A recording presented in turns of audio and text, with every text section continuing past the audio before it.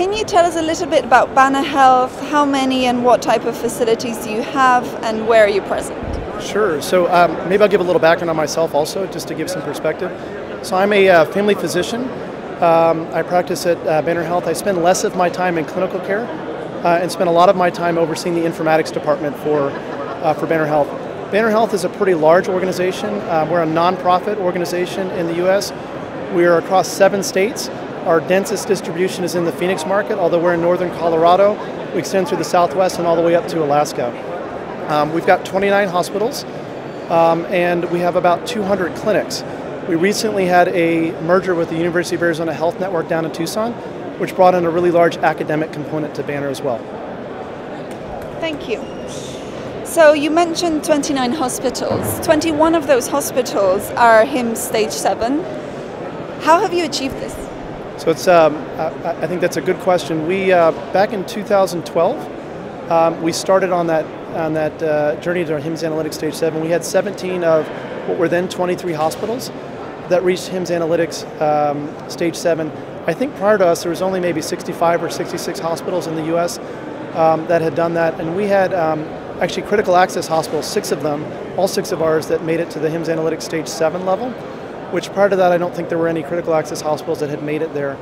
So that tells you a lot when you can have very large tertiary care centers and very small critical access hospitals supporting the underserved populations in more remote areas to reach the same level of engagement with technology. And so a lot of that has to do with the way we approach change and the way we approach things at Banner Health. We're an operating model company, so single board of directors, single leadership team.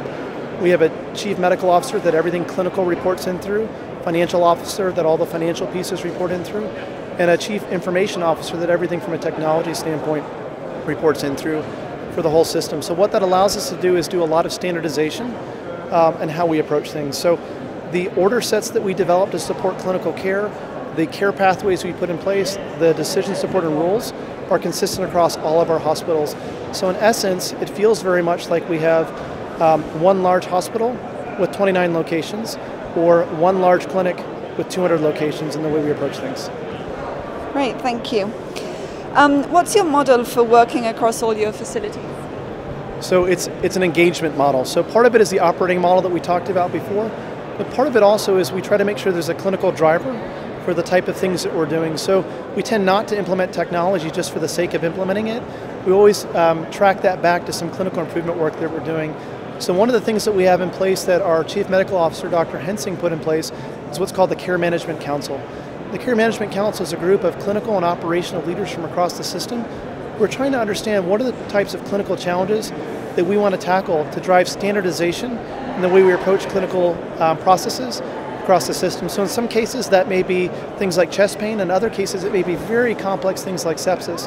And underneath that we bring in physician leaders from across the system by different specialties into groups called clinical consensus groups. So that may be a group of physicians who are cardiologists, or a group that are critical care physicians or ED physicians, and bring them together to really try to understand what are those opportunities from a clinical standpoint to drive standardization and improve the quality of care. We ask them then to define the clinical practice that they're going after.